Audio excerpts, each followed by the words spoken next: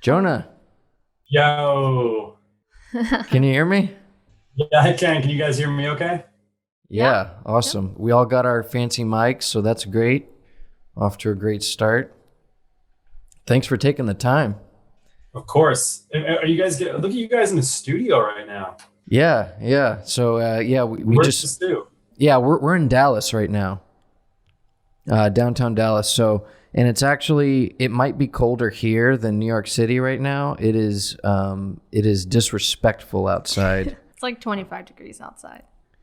What? That is colder. Yeah. It's like 30. It's like 30 here, and it's like a nice kind of fun winter warm 30. It's not like Yeah.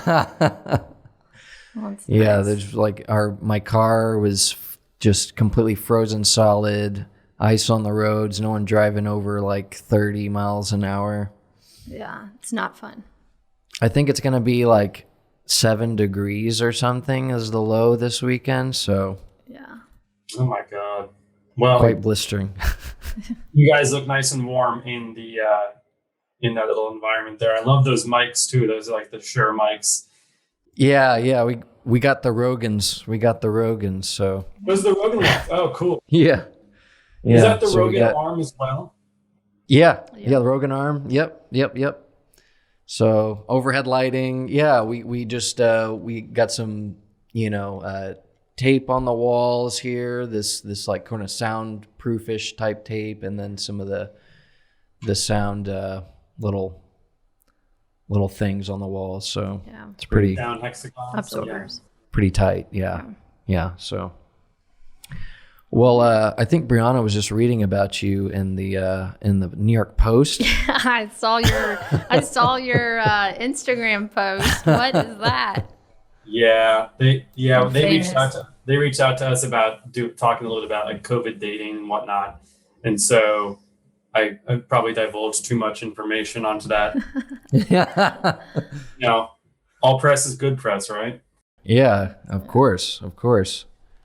So, well, thank you for taking the time to come on the HiredUp podcast. This is also really a perfect timing because it is Valentine's Day weekend coming up.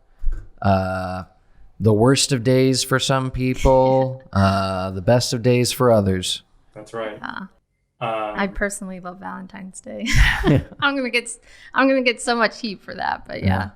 No, I think that's good. I think what's not to love about it? Yeah. On paper, what's not to love about it?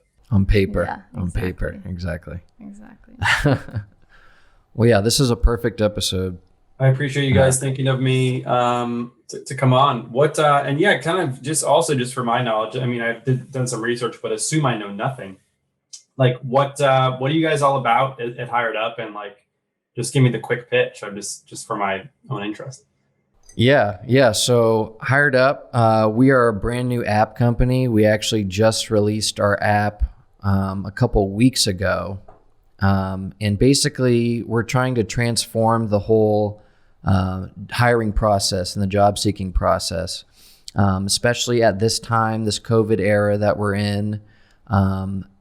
We had a lot of pain points before this COVID thing happened, and this sort of exacerbated everything. So basically what we're doing is we're getting rid of resumes, we're getting rid of cover letters, and we're providing full transparency for job seekers and for companies through the power of video. So basically, HiredUp we call it the best dating app for jobs, because we'll match you up. You set up a profile, you set up a bio video of yourself, set up your profile, you get matches from jobs that are companies that are currently seeking jobs. And when you apply to those jobs, you apply by answering questions that the company provides in the form of an Instagram story. So no more resumes. We're kind of, to us, resumes do not fully highlight the person, and everything that they can provide. And we feel like video really kind of closes that gap, so to speak. So, That's so yeah, amazing. Yeah. So we just released, and we also, we, the more that we were talking before, before we released the app, and we're like, this is actually great for dating as well. Like, actually having someone on video answering questions for the perspective, whoever you're looking for, instead of just a profile with some, glamped up photos of you in Tulum. I know you're not always in Tulum. Okay, I want to see what you're doing, in a regular day in the life. And that's something that our app does is, for each job that is open, the company provides day in the life videos. And so you can actually see what you're getting into, because I think we've all been there at some point where a job looks great on paper and then you walk in day one after you're hired and you're like, oh no. Right. A lot like dating. So it's a two-way street. I mean, I like that you're highlighting that. It's like, people always, you think, oh, like you got to have the mentality that they're lucky to have you. And as a company, you got to portray yourself honestly too. And that's an even worse, more of a catfish trap, right? When it's like you didn't know what you literally signed up for. Signing papers included. So right. Yeah. Very cool. Yeah. So awesome. Well, I'd love to get into it and just, kind of start just for both of our different audiences, kind of highlight. So Jonah is not only the co-host of Seeing Other People, he was also the co-host for the previous Dating Sucks, for anyone familiar with that, which was a Hinge podcast. And he's also the co-host of, there you go. Yep. Still a good relationship then. Yeah. And then also the co-host of Bach Bros, which also the reason why I wanted to have BRIEONNA on is because she's totally into that as well. Die hard Bachelor fan. Let's go. We get to talk about Matt games. Die hard. So I actually subscribed to your podcast this morning. The Bach Bros. It's small, but it's me and my best friend, and we just love the show. And I think we definitely approach it from we're filmmakers, so we're kind of always thinking about the production elements of it all. And so hopefully you'll enjoy it. But yeah, Matt James, I'm loving his season so far, by the way. What do you think of his season? Oh my gosh, so obsessed. And so much drama too, which is great for the viewer, But what? Perfect. I said loved it. Yeah, I loved the passion. Yeah, definitely. We can get into that a little bit later in the podcast. But yes, die hard Bachelor fan. And Jonah also, like you said, he's a filmmaker as well. And didn't you have something just premiere on Netflix recently? It's a fun story and a fun it will definitely relate to the whole job world of it all. But I had something I worked on in 2018 made its way over to Netflix as its distribution form. And so very interesting path as to how that actually happened. But yeah, it's on Netflix now, which is cool. That's very cool. It's a TV episode for this rom-com anthology series called Love Daily that was produced by Awesomeness TV. And it has some really great actors in it. It's a fun little episode. But crazy story how it ended up on Netflix. I mean, that was not the plan when I was making it. They didn't tell us it was going to Netflix. So, a fun lesson in terms of always never knowing what something might lead to. Definitely. How did you end up on Netflix? So, the story on that is I was hired to direct this episode for Awesomeness TV, which is a production company based out of LA. They're owned by Viacom. I was brought on to direct this, and I believe at the time it was for Hulu. And that I knew. And then, we did the whole launch for it. And I guess their distribution deal with Hulu expired. And so they were able to shop it around, and I'm sure Netflix raised their hand and said, we'll take it. And then next thing I knew, I got an email saying, hey, this is going to Netflix, which is definitely cool to say because I can say that I've had work on Netflix and Hulu. But I would have never, I didn't know at the time, and I see no financial gain. It's not like I had anything in my contract that said, if this goes to a different streamer, you get a bonus. But it's still cool to turn on Netflix as a platform, type in the short film and be like, hey, I made that, and it's somehow on this screen. Oh, absolutely. Millions of users on Netflix, so that's pretty cool. Yeah, thank you. Thanks. Yeah, well, I'd love to just get into it just a litle bit to give if you want to talk a little bit about your background and of course your film background. I went to Emerson actually myself for film production, and I was out in LA for about 5 years or so, kind of in that strange world. You guys have a great film program. When I was at BuzzFeed, a bunch of the people went to Emerson. Yeah. Zach Kornfeld, I believe. Yeah, we had him on the podcast last week, actually. Oh, no way. Oh, yeah. Okay. Yeah. He's an old friend of mine. Yeah. That's so funny. What a small world. Yeah. And he was not anything like he was pre-BuzzFeed. I mean, he was always a funny guy and everything, but I did not expect him to just start getting naked in front of a bunch of male models for the sake of virality. So it's been really great to see his trajectory as well. So love that. Yeah. So you said you were at BuzzFeed. Were you at BuzzFeed with Zach when he was there? I was. I believe it was called a fellowship. So he was like a full-time employee, and I was part of the fellowship program. I think he was the year above me, I guess, in like the BuzzFeed year lineage. And I mean, fun lesson that pertains to hiring and jobs and stuff like that is that was a job that I applied to 4 different times to work at BuzzFeed. Never got an email back. Talk about ghosting. The real problem isn't dating and ghosting. It is career ghosting. Career ghosting is, as you guys know, is an epidemic. And like, I think relationship ghosting is getting better, but the way that employers treat people that apply to their jobs, for the most part, in my experience, is like sickening. And you always got to hit someone back with an email. I mean, it's all we do is email. Like, to say that you don't see an email is insane. But so yeah, I emailed BuzzFeed 4 times. They never emailed me back. I emailed everyone on the masthead, and then I made a viral short teaser trailer. This is like 2014, and it went viral. And then they emailed me. No way. I was like, oh, okay, now you guys. Yeah. Now you're paying attention.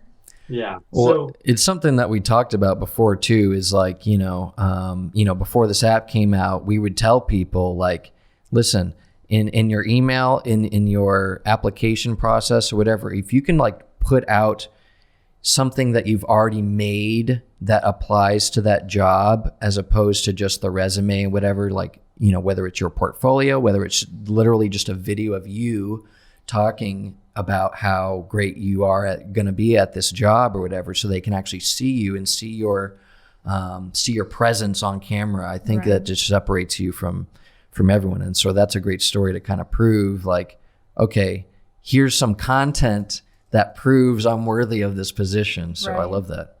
100%. And I do love, by the way, that you guys have nailed in on this idea that you can say a lot more about yourself when you're creating and executing in a way that's more familiar. I mean, resumes, I don't know. I mean, not that I'm an expert at all, but like, what's the point of a resume?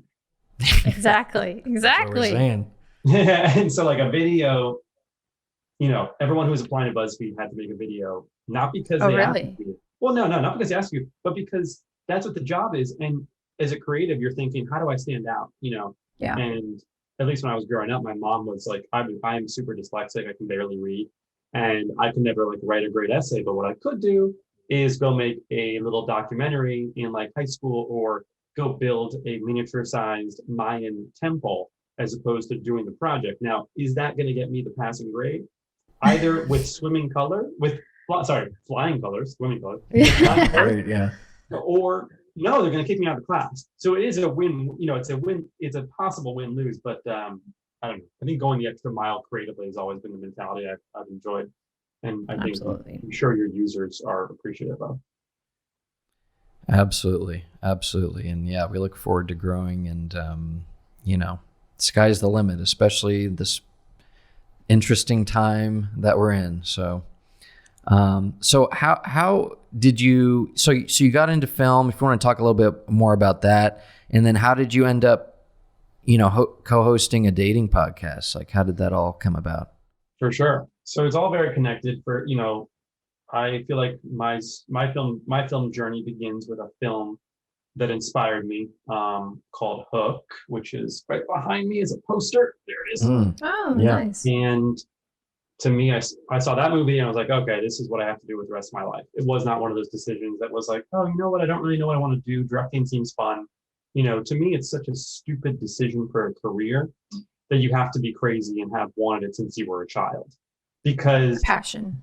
Yeah, because it's constant rejection. It's pretty much no money until you're in like the 1% of directors that are actually very, very wealthy. And it's very unfulfilling until you're actually doing it. And then it becomes very fulfilling, but there's tons of roadblocks in between that. That all being said, I was encouraged by my parents. I'm always very lucky and thankful that they have never been like, don't do that because it's an art, don't be a lawyer, like don't go be a doctor or a lawyer. Like, they've always just been like, go pursue your dream. And of course, there have been many challenges with that. I'm 30 years old and living in New York, and I have no serious relationship, presently romantically. I, don't own a house. I am like, I'm like probably teetering on struggling artist, but never been happier, so it's kind of like, what are your priorities in life? If your priorities in life are having a family, having kids, buying a house, being financially stable, do not go into filmmaking. Telling me. But if they're not, then, and you must make movies, then that's what I would say. So I went to film school. I graduated. No one hands you anything. You've got to, my first job that I think you would actually love this story is I went to an animation conference and I bumped into, like literally out of like the stories you always hear, I bumped into the second in command of DreamWorks Animation. No way. It was 2013 when DreamWorks Animation was like really, really cool. And he was like, what do you want to do? And I was like, I really want to work for a filmmaker named Noah Baumbach, because I had just seen a movie called Francis Ha that I loved. And he was like, oh, that's so crazy you say that. Noah's doing a movie with us. Let me give you HR's email. And so I emailed HR, and next thing I knew, I was interviewing, and I'm really good in a room. I'm not really good at always executing on what I can probably promise. And at least when it comes to things that aren't mine, like I think in a room, I was like a very capable, smart, nice, funny person. But when it came to actually being 4 different people's assistant, I had no fucking clue what I was doing. So I was there for 6 months, and then they were like, this probably isn't working out. And I was like, I agree. The dude that you brought me in to replace was recruited by Google to run a division. Oh, wow. So like, this is not a job I'm qualified for. And then I left that and started just making stuff. It just was not the right opportunity, but it was a great place to learn. I built awesome friendships with people who are still my friend. And it was cool to be in a big corporation like that, HR division, and the company. Obama came and spoke to us, like, No way. Yeah, Obama came, and that was awesome. And he walked right by me at my desk because I was on the executive floor. And so it was just a very cool world to be in. But since that point in time, I haven't really had a real job. And it's been more like creating and making and figuring out how to just, float off and survive that. Ultimately climaxing recently with the idea that to be the filmmaker that I want to be, you have to sort of go make your first feature film. And feature film is a movie that's about 90 minutes in length. And so I was tired of waiting around, and I went to my 10-year high school reunion, and I was like, I ran to my friend who's an entrepreneur, and I was like, do you know a way that we could maybe go make a movie together? And he was like, yeah, I think we can raise a budget and go do something. So we raised money a year and a half ago to make a feature-length movie. We successfully did it. We casted it. We made the movie. The movie's done. And now we are waiting to hear back from a film festival, and maybe we get in, maybe we don't. But after that, we'll sort of try to figure out how do we get this to where it needs to be to expose it to an audience. That's me in a nutshell. But off that point, to be very clear, raising the money, starting the LLC, getting the investor agreements, making the business plan is something that normal people would probably spend 5 years on, and like understanding and learning. We did it in 2 months, for better or worse. And it just goes to show you that like filmmaking, no one tells you as a director in film school, you're going to have to go do that. All you think is you got to talk to actors, but no, it's a really insane process. So yeah, and then, okay, so I guess, hopefully, am I blabbing? Am I just? No, this is great. Well, then the podcast. So the interesting thing that was happening alongside all this is that, like, as a creator, you want to be able to create without roadblocks. Filmmaking, directing feature films, there's a lot in the way of that. It's a massive collaboration, 100+ people, lots of money, lots of time. But podcasting is a beautiful thing where all you need is a mic and some ideas, and you guys can sit down and talk like we're doing right now. And Alana Dunn and I actually, we went on a couple of dates. We matched through Hinge. Those didn't really work out. I was dabbling in podcasting with my sister. Alana had known about that. And at Hinge, when she was in charge of their content division, she's no longer there. She was like, we need to have a podcast. And smartly so. I think every business should have a podcast, as you guys obviously have learned and are executing on in a really amazing way. But so we did the Dating Sucks podcast for Hinge. They ultimately closed their entire content division. But that has now spun off into a really awesome new thing called Seeing Other People, which gives us much more freedom and has been a really, really awesome experience. I mean, we've only been out for about a month now, and we already are like double what we did numbers and like content output wise of Dating Sucks over 6 months. Wow. Yeah. It's been a very rewarding experience and a very fun world to dive in. Also, as a rom-com director, what better access point than having hundreds of people who listen to your podcast talk about their dating lives? So, right. Definitely. So, yeah. I was about to say, I bet it was probably an easy transition whenever you started on the podcast, Dating Sucks, because you're, making movies about, that kind of stuff. So the topics probably flowed a little easily. And free content to like take from, and kind of, morph into other ideas that you have, It's the IP I'm machine. sure there's some crazy stories. Yeah, it's the IP machine for sure. I mean, literally, we interviewed someone named Amy Chan. I'll give her a quick shout out. She's awesome. She has a episode coming out soon where we talk about something called the Breakup Boot Camp. And I immediately called my producing partner, a guy named Jerry Ferrara, who's an actor as well from Entourage and Power. And Right.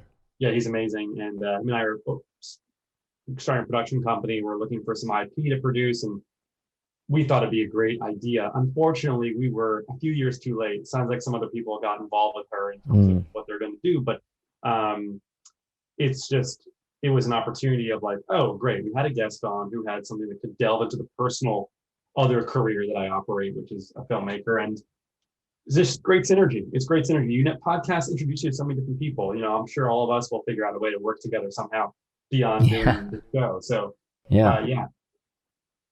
Very cool. That's awesome. That's a great story. I love that.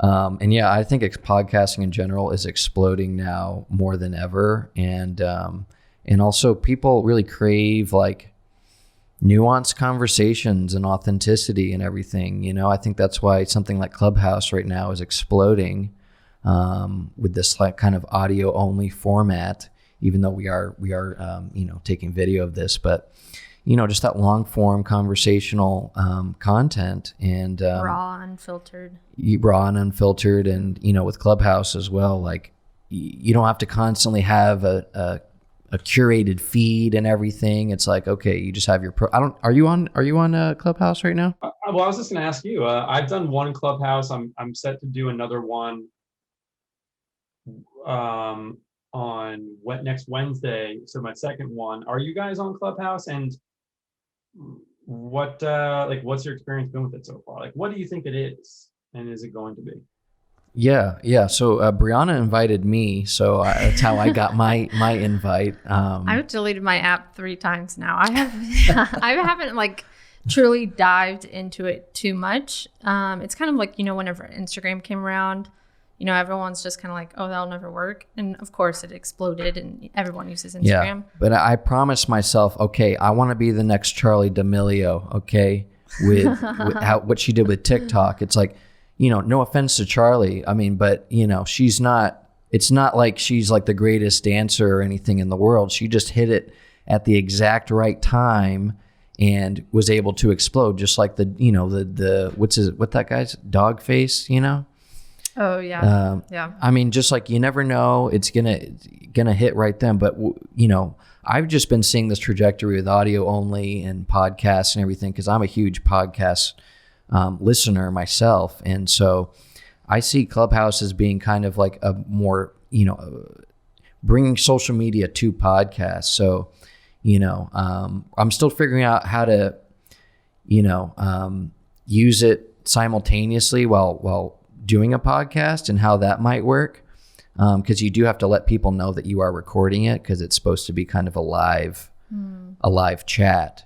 But I really like the idea of, just having this topic, being able to have other speakers on it, and then even inviting other people in the room to either, answer questions or contribute to the conversation or something. And so, yeah, I've helped host one clubhouse, but I'm like constantly in and, seeing what other people are talking about and, trying to get the hang of it. So, yeah. What are some topics that you've talked about, or I guess the past clubhouse that you were on? We did one that was about filmmaking. It was about our favorite opening scenes in movies. So like a specific topic. And then like it was me and a couple of filmmakers. And this one that I'm doing next week is with somebody who's making his first movie, and he's bringing on a couple director friends that just made their first movie to sort of give them advice. That's fun. My head is like, I would love to do a specific one as well. And my head's like, oh, maybe I'll do a clubhouse about like the 90s Disney swag that I own. Oh, yeah. Like really specific stuff. I think it's fun. I think to speak to what you're just saying, like, I agree. It's niche. People love authenticity. People love the nuanced discussion of stuff. So. Absolutely. Before we move on, what was your favorite opening scene of a movie? I picked two. I picked Raiders of the Lost Ark as an opening scene that I truly love, just because you get so much story and so little dialogue. And then I believe I picked Pirates of the Caribbean, which wasn't so much like the exact opening scene, but like the opening character introduction for Jack Sparrow when he arrives on the sinking ship. Yeah. But the music is so optimistic and bright and funny. And you're like, he doesn't really seem upset that his ship is sunken. But there's so much visual storytelling here where it's the music of like pride and adventure against the backdrop of someone in the wind, and then they pull out and he's just sinking perfectly into the dock. He's obviously very lucky, like he lands perfectly. There's just a lot of great tonal work being done there. So those were the two. I mentioned 101 Dalmatians, Toy Story. I could go Hook, obviously. I definitely like couldn't contain myself in terms of picking one, but those were the ones that I liked. You ready for the film nerd in me? This is how you know I went to film school. Is my favorite opening scene is a movie called Touch of Evil. Have you ever seen this movie? Okay, here I go. Now I'm Googling Touch of Evil. So it's Orson Welles. Orson Welles. Yeah. This I'm so lost. I know. This is the most like film nerd thing, but Touch of Evil, the opening scene, I would suggest you watch it just because, especially in the place and time and working with film and everything, it's like this nonstop camera movement and panning over everything that's going on, and a bunch of chaos is going on and everything. And especially for that time period and that technology that they had to deal with, it's remarkable. It's interesting. Oh, sorry. I was just going to say it's interesting, like getting in the minds of a filmmaker and kind of what you guys think about when you watch a film. Yeah. Because someone who's not a filmmaker listening or watching those opening scenes, I'm like, this is a great movie, but I don't think about the emotion that it evokes and the music that they picked and everything like that. So it's really interesting to kind of hear y'all's take on that. And that's kind of a good thing, because once you do start thinking about it, it's usually because something's wrong. Yeah. You start thinking, this is weird. I agree with that. And it's nice to sort of just take it for what it is. Well, Touch of Evil, I'll definitely check that out. The way you described it reminds me of the opening scene from The Player, which is that great opening oneer of like, cameras. Yeah. I love some good long takes, things happening everywhere, cameras discovering its own stuff. And I'll add it to my Letterbox. I was going to say, have you guys heard of Letterbox yet? I haven't. What is that? Letterbox is a new platform. I basically pitch it as Rotten Tomatoes meets Tumblr. And I don't work for them, but that's the pitch that I like to describe it as. It's just a film log. It's like a really cool community of people who love movies, and like you just log the movies you want to watch, what you have watched, you give them ratings, but it's less about if you're using it for reviews, you're using it wrong. It's more about like you watched The Great Muppet Caper, and like your comment to yourself was, wow, excellent use of in-world musical moments. Like, it's just, it's like an Instagram comment is kind of the purpose of it, but a little bit more. So check it out, Letterbox. It's really fun. Yeah, that's awesome. That's great. Well, let's transition into dating and hiring. We talked a little bit about that, and I see so much overlap, and I think we're really at a point in our culture where, it's important for the job seeker. It's just as important for the job seeker to interview the company as it is for the company to interview the job seeker, and making sure you guys have a cultural fit, right? I mean, we talked a bit about this before. It's like, okay, your resume says one thing, but, you could be the perfect candidate on paper according to recruiters and according to all these buzzwords that they like using, but are you a culture fit? And I really think the culture fits are the ones that are the better hires and the longer lasting contributing members to the team that may not have everything perfectly dotted on the resume. But if they fit into the culture and they have similar values, then I think you really found a keeper. And I just think that also applies to dating as well. It's like very similar. I know for me, and I know for other people, and Jonah, you can comment on this. Like, we all have these, checklists. Yeah. Okay. Check boxes. And but sometimes there are things that kind of go beyond that. And if you're really in touch with your value system and just the energy that someone brings, their presence and everything, I think in most cases that will outweigh, I don't know, you're too tall, or something like that, so I don't know if you want to talk about that a little, or what's your experience with that. Well, I completely agree with you. I mean, what an astute observation. And in dating, before you get married to someone, you go on a couple dates, then maybe you move in together, then you're like, let's spend the rest of our lives together. Like, there's a slow burn. There's basically exits on the freeway. Like, do you want to keep going on this freeway, or do you want to get off and pull over at McDonald's and have a conversation, or just you're going the wrong way? I think you're absolutely right. Like, what a ridiculous concept that you interview with someone maybe 3 to 5 times in certain capacities, but you're not even doing the work, right? That's just the interview. That's just not a real version of you. You want to see how someone is on a Tuesday, January 6th, Tuesday after the New Year's party. What's the work ethic? What is that excitement? What are those ideas like in a meeting? I couldn't agree more with you. I mean, I wonder though, my question for you is, do you feel that good companies these days, I do feel like companies are becoming more self-aware and embodying, you have a lot of CEOs and people who are like, let's create an awesome work environment as a way to get good work done. And do you see that happening? I'm just curious, do you see more companies being like, we're about hiring great people, not about the people who are the smartest or have the best SAT scores?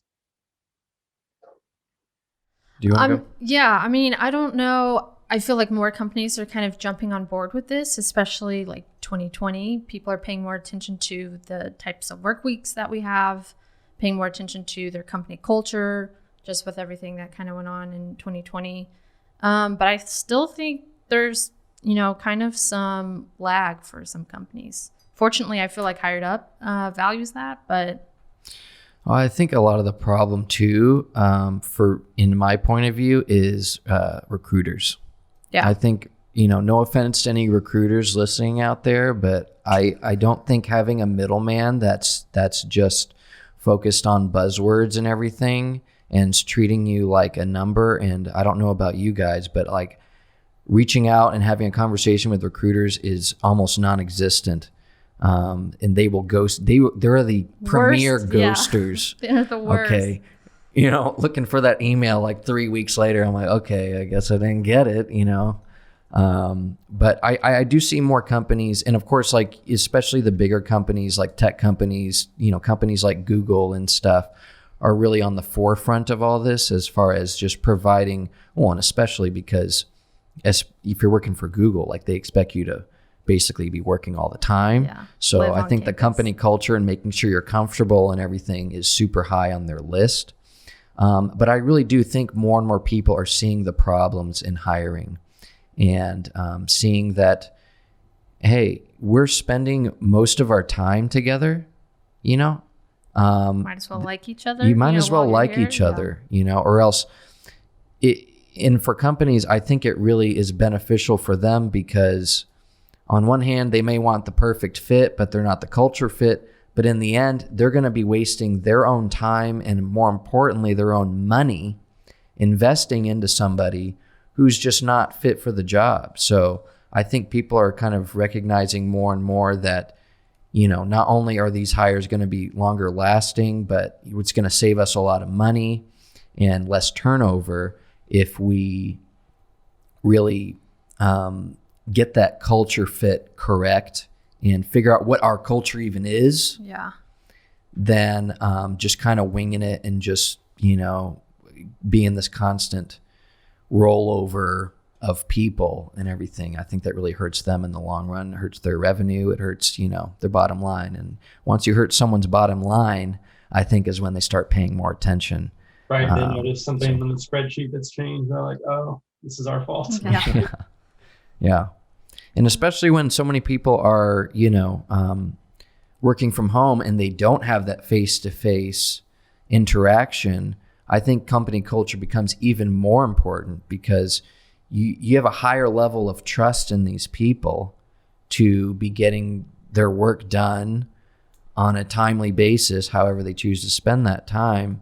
But you don't have that micromanaging ability. You don't have that, you know, that face-to-face interaction. So I think this time kind of exacerbated that problem. And I think more and more companies are shifting in that direction. So Yeah, definitely coming from a company too, where company culture was not valued. It was very micromanaging. You're in the office 9 to 5, and if you're not getting your work done. So it's nice to be at a company where you value flexibility. And like you said, I think more and more companies are kind of catching on to that. yeah. Completely agree. Yeah. And so there's a couple of things I want to hit at that kind of goes between, you know, dating and hiring. You know, at HiredUp, we really value transparency, you know, with the jobs and with the actual people applying to the jobs. And I think this is very important in dating, to be completely open, being completely honest, and showing your true self, as opposed to those, you know, like I said, you're not in Tulum all the time. Okay. And like you Man, said I before, wish. like I want to see you on a Tuesday in January. I want to see that day in the life and what it looks like. Yeah, I think, you know, we talk about when we talk about people who are not happy with their profiles on dating apps, the number one thing we like, you know, the thesis of it all is the more authentic you are, the more people you're going to attract who you do like, you know, because your profile can tell you a lot about who you're attracting. If you're matching with the people that you don't like, chances are it's because what you're putting out there is not really you know. So the number one rule is when you're posting photos, for example, don't use too many filters, take off the sunglasses, not too many friends. What do you really look like? You know, make sure it's a recent photo, make sure it's high quality. When you're answering the prompt questions, you don't want to be too basic. And you don't want to be too cliche, but you also, you know, you want to engage you want to make it so that someone can comment on it. You want to make it an open and welcoming and honest prompt answer. Now, the problem that I've always had with this idea is that it expects everybody to be a content creator, which I think is unfair. Like, I think it's unfair of dating apps to assume that to be a good potential romantic interest, you also have to have an amazing photo of yourself that is, like, for the most part, very easy to do these days. But like, I totally understand if someone is camera shy or doesn't know how to or doesn't want to. And then also it requires you to have these sort of witty answers. And so it's like, it is a big request, but like, and this goes for the way you make your resume, and this goes for the way that you even portray yourself to a job. Like, you know, jobs are so hard to get these days that anytime I'm thinking about applying to some opportunity, I know I have to go above and beyond. I know I have to go make the poster or make a movie or make the trailer or like email 50 people or call the CEO. And it's exhausting. It is exhausting. And unfortunately, it does work, but it's exhausting to have to know I have to figure out how to make this 100 times more impressive. And so I do feel as if that also happens in dating. That being said, with the dating stuff, if you're just able to take a lean back and say, what is my honest answer to this prompt? What is this honest answer to my question? I think you'll naturally have your creative answer. And likewise, when it's a little bit overwhelming to write that cover letter or make that video, HiredUp's case, the more, if you just look at yourself and say, what is the authentic me? Don't overthink it. Just if I could say whatever I really wanted, what would I say? That is, I always feel, the best thing to do. But I couldn't agree more that dating, matching apps, finding a job, figuring out how to get noticed in a way, or how to get taken seriously, or how to get a call back is completely linked to dating in the modern era. Speaking of dating apps, are you on any dating apps? I'm on Hinge. I mean, not to plug them, but I'm on Hinge. But I don't know. Let's see. Have I used it? It's there. It's tough in New York right now. It's a little bit overwhelming. Yeah. To keep track of, and to so many messages to go. Just I'll message someone, they won't respond to me, or vice versa, right? It's like, right. It's not, people, it's tough. You want to sort of have that in real life experience, which, by the way, when it comes to jobs, I think of all the most successful introductions I've had have been for in real life occurrences, which I get is hard these days. But I sat at a movie premiere once, and there was someone in front of me who I just small talk with, and she said, call my office. And next thing I knew, I was doing something with them. And that guy, Bill Damashki at DreamWorks, I bumped into him with a job fair. It is equally as overwhelming when you apply to a job on LinkedIn as it is to like someone's photo on Hinge. The same exact feeling, probably the same exact algorithm of likelihood of a response. Yeah. Which, by the way, I hate LinkedIn. I'm curious what you guys think. I think LinkedIn, everyone who messages me, I think, is a robot. Even when yeah, thanks for messaging me back, by the way. I did just do that. Yeah. Do we match on, do we do LinkedIn? That makes that. Yeah. Oh, okay. Yeah. Wow. Well, but here's my thing. Yours was a real, am I wrong to say that if you look at my inbox on LinkedIn, it's people clearly did not read it's obviously people being exactly. Yeah, it's robots. It's literally some person mass emailing 300 people. Yeah.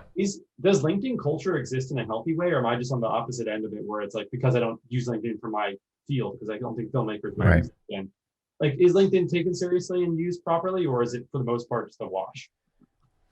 Oh gosh, I don't know. I think there's a lot of people who abuse it in a way. I mean, I get so many spam messages on LinkedIn. Really? Yeah. Even for dating. And this is a professional platform. Tell us. Yeah, I mean, I've gotten a few messages, and they try to pepper it in a way that sounds professional. And they're like, hey, I saw your profile. We have some common interests. I'd love to meet you for the coffee sometime. What's your number? I'm like, this is a professional platform. What kind of job is this? Right. Yeah. And it's someone, I have no idea who it is or anything like that, some creepy person. But it's either messages like that or just blanketed messages that seem like they were sent to everyone. Mm-hmm, mm-hmm. Very kind of robotic, or they just didn't even look at my profile or anything. Mm-hmm. So yeah, I've gotten to a point where I briefly skim through my LinkedIn messages, and that's about it. Yeah. Yeah. I think for me, I think LinkedIn totally doesn't know what they're doing. I'm going to be perfectly honest. I'm sorry if anyone works out there with LinkedIn, but they're they're trying to compete with the other social media platforms, by, they started incorporating video. And then for a while, at least, they had LinkedIn stories, which I don't think they do anymore. I think it just disappeared. And it just didn't seem like they knew exactly what they're doing. I think it could have a good place if they focused in on what they want LinkedIn to be, but as of right now, it seems like LinkedIn, and by the way, all the rest of these social media apps, they're just copying each other. Yeah. Twitter tried to do fleets. I don't think anyone is using that. I could be wrong. But it's like, hey, listen, I like Snapchat for a different reason that I like Instagram, that I like for a different reason. I don't go on Facebook actually, so I don't see any point in Facebook. But these other apps, like, they have their own personality. When they all try to copy each other, I think it just dilutes the whole point of the app. And so I really do think that there's an opening. Obviously we're in a lot of ways we're a competitor with LinkedIn trying to take that on. Obviously they're more into the social media side of everything, but that's my point of view is LinkedIn, figure out what you are. Figure your crap out. Because I certainly don't know. I agree. Figure it out, guys. Figure it out, LinkedIn. Yeah. So, go ahead. Going back to dating apps a little bit, especially with COVID, and New York is definitely much different from Texas. I mean, we're pretty open for the most part. Restaurants are maybe at like 50%, but New York is still pretty shut down. Is that correct? Yeah, that's correct. I think we have indoor dining opening tomorrow or Sunday, Valentine's Day, at probably 25%. For the most part, everyone here is obviously still wearing masks. I mean, I haven't eaten inside in months. It's all outdoor dining, heat lamps, which is horrible. It definitely feels consistent. It doesn't feel as if, honestly, if anything, summer felt as if there was perhaps some, more glimpse of what old times used to look like. And I think winter has definitely made it feel like perhaps we are not in that situation. So it's cool to hear that you guys are at least kind of coming back to some resemblance of normal. But yeah, COVID dating, as the New York Post article reads, is an interesting time for a lot of people who are trying to stay active and date. And it's certainly it's certainly a nice little bookmark in history for what romance will be like. Yeah, definitely. Have you had to do any Zoom dates or like video or FaceTime, or it's like that more of a thing now with COVID? Yeah, early on I was doing house party dates, or where that app house party that we all did for like a minute. Yeah. Right. Then that went away. I was doing that, and then I went on a Zoom date and a FaceTime date, but I instantly hated it. And I was like, I can't do this. Zooms are for work, creative sessions, podcasting. I'm not trying to get to connect with somebody over a screen. In fact, I spoke to a psychiatrist / scientist who basically said that technically speaking, you actually can't fall in love with someone over a screen. That there are certain endorphins that need to exist chemically. Totally. You can fall in love with the idea of someone over. I can't smell you from here. No, for real. That's like the science of it. Like human beings. Pheromones. The technical definition of love, is derivative of the fact that you need to meet a person in real life. So I always turn down FaceTime dates. I'm like, look, I just, neither of us want that. I never get service. I can never hear somebody. Like, something on my iPhone's going to die. There's always something that goes wrong. So it's been something I've avoided. But obviously when I am going on real life dates, it's like, we're practicing getting tested frequently, and we're staying outside, and right. The outdoor dates can be fun. I mean, it's like kind of, it feels like you're in like a ski lodge, like a ski town. Like New York is like a ski town right now. Right. So yeah. That's interesting. That's so funny. Yeah. So kind of talking about that a little bit, what are some pain points that you feel with dating apps? Is it just like the loss of in-person connection, or? I think my biggest problems with dating apps, is that kind of the question? Yeah, pretty much. My biggest problem with dating apps is that they don't actually do a good job of matching you with someone who I think you would be compatible with. And like, by the way, I've had a dating app idea for a while called Woo, which I'm just going to plant right here. It's the first time I've said this to anybody. But that's funny. It's basically it's an app that matches you appropriately. All these dating apps are very private with their algorithm. Why? Why not tell your transparency is key? Why not tell your users how and why they're getting matched with somebody? Because it's only going to help you. And you look at this history of Tinder. it's a game. Tinder is a game. You're rewarded for swiping left or right. There's gold stars. You can buy more stars. Hinge. Oh, wow. Hinge is a very cool concept where you have to comment and engage, but Hinge is making, like I said, the biggest problem with Hinge is you have to be a content creator. You have to be someone who's witty and fun and has good pictures so that you can get people to engage on your profile. It's the same way you ask people to swipe up or comment down below, is to heighten engagement, is to get the user on the other end who has no brain, unless they're told to engage. So I think apps, the biggest problem with dating apps is they just do fundamentally a poor job of putting you with the right person. Now, I'm not saying there's anything wrong with being a game or being a content-based app like Hinge, but that's probably the biggest problem. And then the other biggest problem is that, and I talk about this in the podcast, seeing other people, basically, you kind of built a weapon and you didn't tell anyone how to use it, which is what seeing other people is trying to do. You made it so instantly accessible to meet hundreds of people digitally and be exposed to hundreds of people romantically. But you didn't tell, with great power comes great responsibility. How do you manage talking to 5 different people on an app? How do you manage converting from an app to a text? When do you know how to break up with them? When do you know that they're the right person? It's like, no one tells you how to do it. They created the tool, they gave you the gun, and now it's like you're a 5-year-old, running around the house. It's incredibly unsafe. So that's my biggest problem, is that there is no set deck of rules and formalities, and that's why it's kind of the Wild West, and that's why in general dating sucks, because I think a lot of us just don't know what we're doing. Yeah. And if we do think we know what we're doing, chances are the other person doesn't. So, Those are some really valid points too. Like, I didn't even think about that, but whenever you explain it like that, you're like, yeah, that's exactly true. Like, you don't have the proper information to go about dating people on these websites or dating apps or anything like that. Have you ever used the app, The Pattern? You told me about it. It's like astrology, but like another world. It's not just, Cancer is like this. And it's like, it goes so deep into like based on the exact time of day that you were born, not just the day, right? Right. And you can match up with people. It's not a dating app, but you can, for instance, my girlfriend and I, we can like match up on there, and it'll show like her patterns that she might be going through right now, how long those patterns last. What? These different event timing in your life based on like all these different things.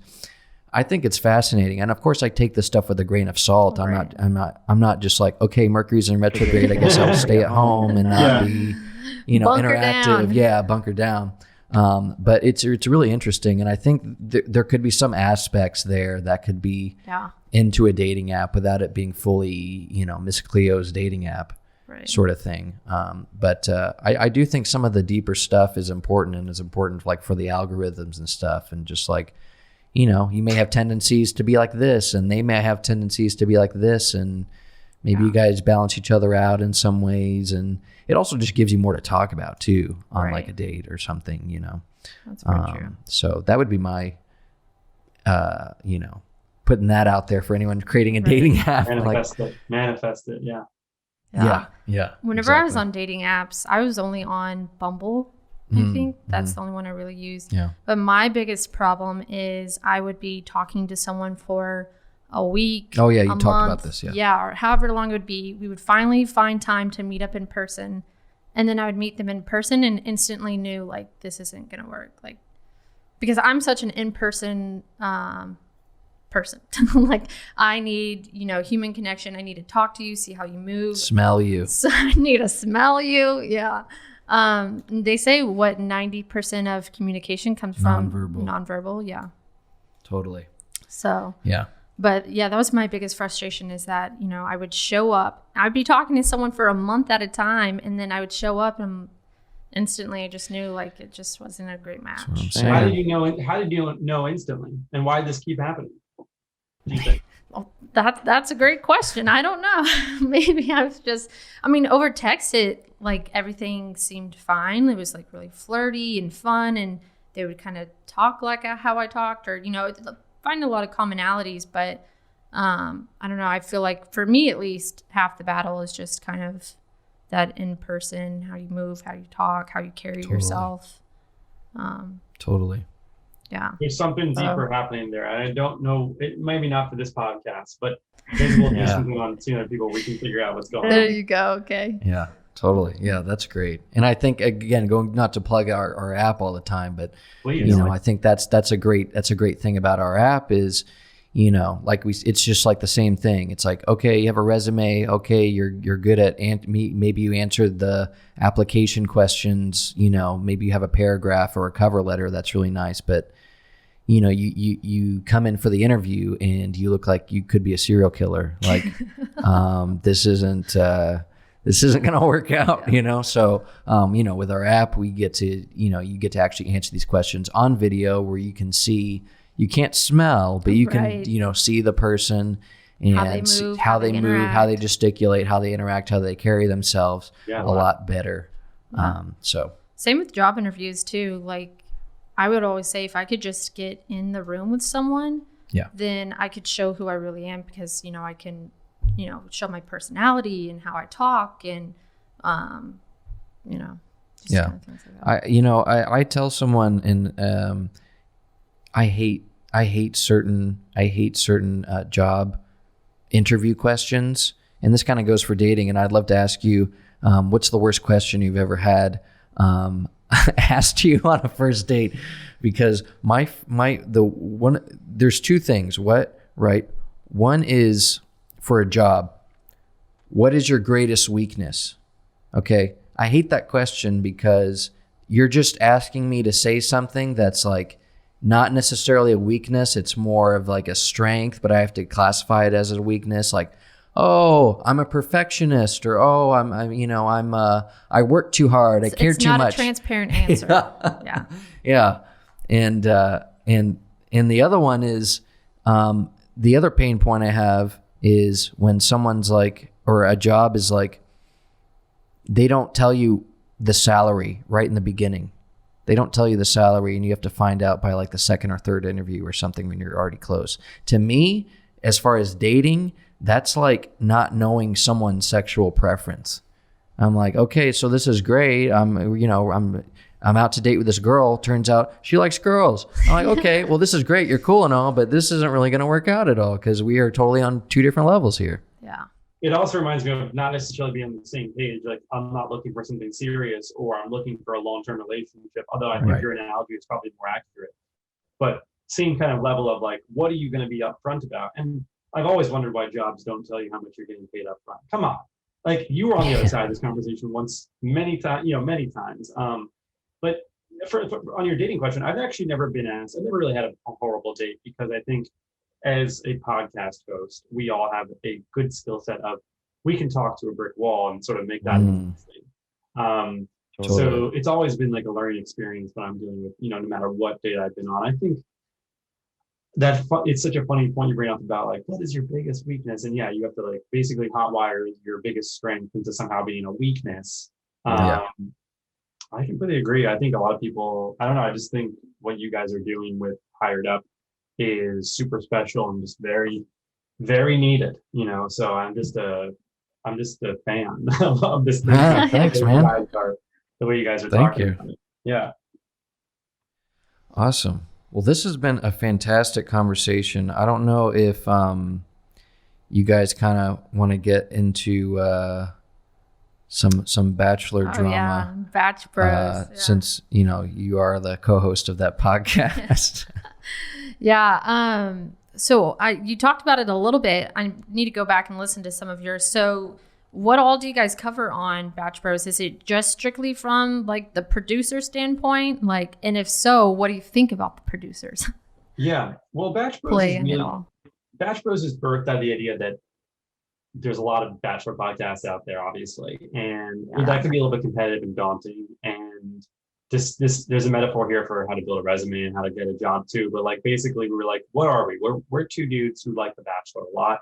We're not, I started watching the Colton season, and we. Oh, really?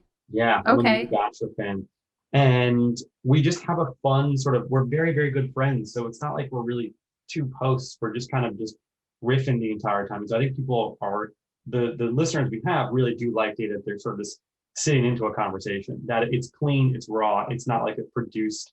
Of course, the audio quality is good, but like it's not like we have segments or we're not doing external interviews, sound effects and whatnot. But I think people just like that. We just talk about the show. One of the things we always do try to look for is the overarching themes of the episode and from the characters and the decision making. Matt's actions as Bachelor and the way he's filling into that role, and is it obvious that he has not been on any other shows in the Bachelor canon? My response is yes. And of course, this all follows along. We have a Bach Bros league, which is me and my 4 friends. We all did a snake draft at the beginning of the season, like way when they first announced that People magazine list, like before. Really?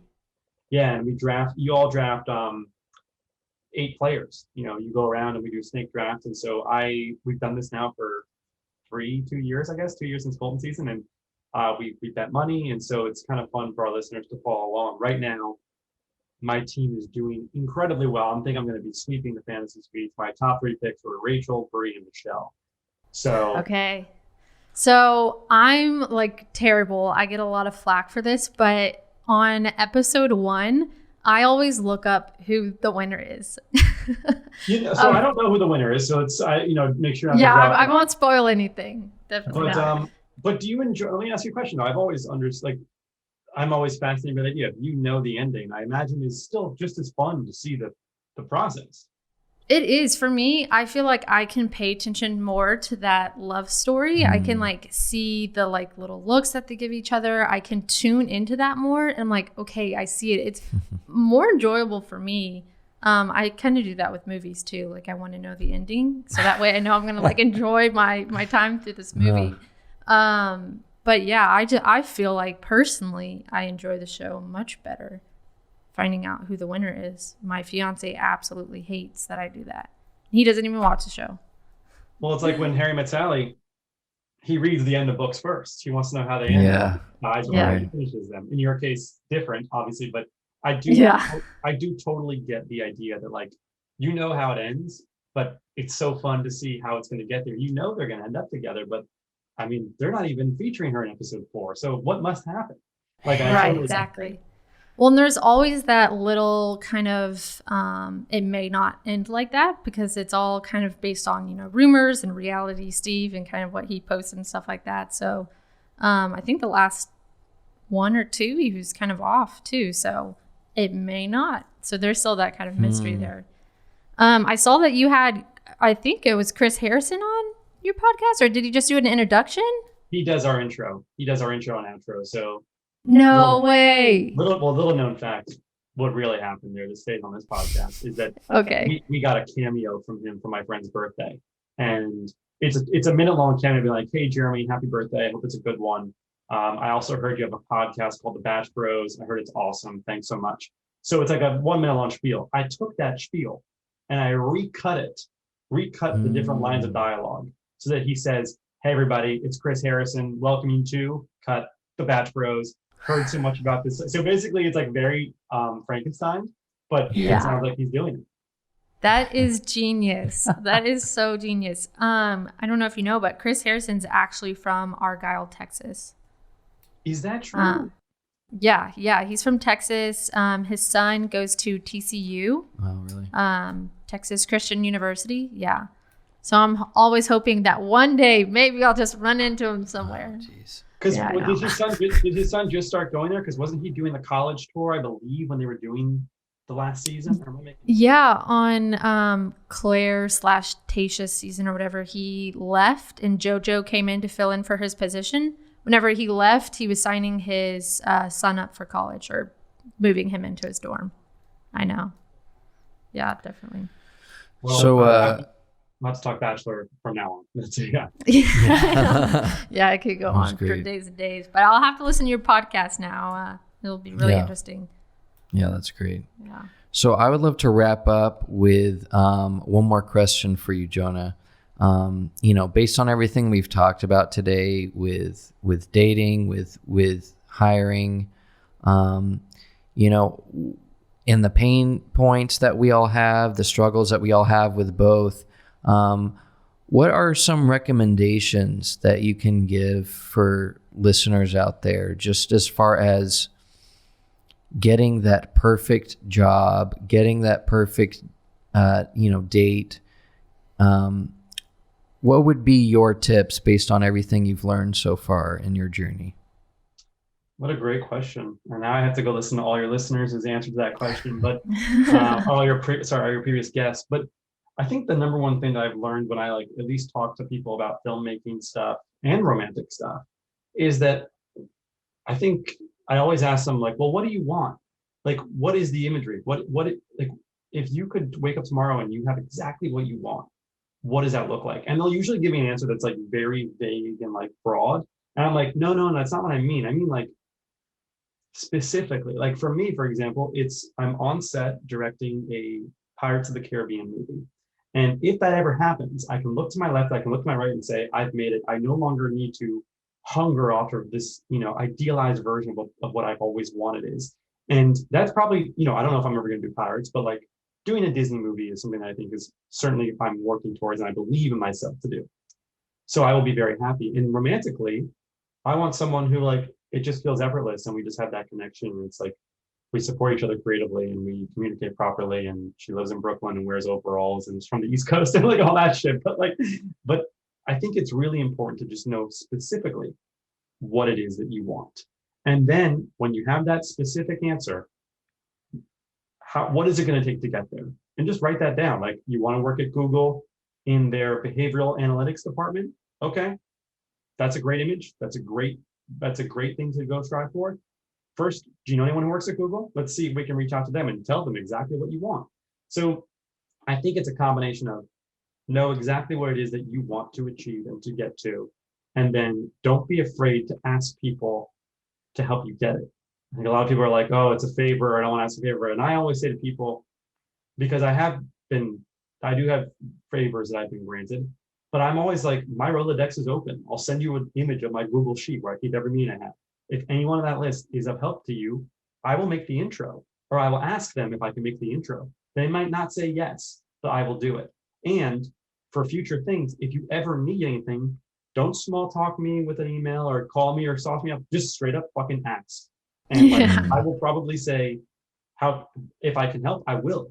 I don't care. I just want to help people in practical ways. And I think this idea that we can't ask for help is sometimes a lot of people, I have to convince them that they should go ask for help. Or, I always have to say, how can I be helpful to you? And I think we just need to normalize that. And that's only going to help us all get better and us get what we want. And that's my advice. Yeah, I love that. Absolutely love that. That's great. Yeah. Well, Jonah, thank you so much for taking the time today. Where can people find you? When is Seeing Other People? When does that show premiere every week? How can people connect with you? Best way to connect with me is either if it's business related, my email is just Jonah Feingold, Feingold, Jonah with an H, Jonah Hill, at gmail.com. And then my Instagram is the same, just Jonah Feingold. Seeing Other People is the dating podcast that drops every Tuesday. So you can listen to our podcast if you're single, if you're in a relationship, if you know someone who's single and who just needs dating advice. I think it's a really sweet entry point. We're like a PG version of Call Me Daddy. It's it's not as raunchy, it's not as problematic or toxic. We are very positive. We're all about practical tips, right? What can you literally do tomorrow or today? And the movie that I made called Dating in New York, it stars Jabuki Young White, Francesca Rielli, Kat Cohen, Cherry Ferrara, Brian Muller, great cast. We don't know when it's coming out yet, but you can follow the Instagram to keep in touch, or you can just talk about it with your friends and say, hey, I can't wait to see this movie, because even that really just helps. So building word of mouth. So that's where you can find me. And I really appreciate you guys taking the time to have me on your show. And let me know how I can be helpful with HiredUp and its launch. And if you guys need a commercial, by the way, let's talk. I don't know if you guys are trying to do like that. I've done iPhone stuff before. It's always been fun. Awesome. Yeah. Okay. Oh, that's fantastic. Good to know. That's fantastic. Well, everyone, thank you so much for taking the time to listen. Check out Jonah's work on Netflix. Check out the Seeing Other People. Check out Bach Bros. And have a fantastic Valentine's Day, no matter what situation you're in. Enjoy the weekend. Stay warm. Take care, guys. All Thank right. you. Bye, guys.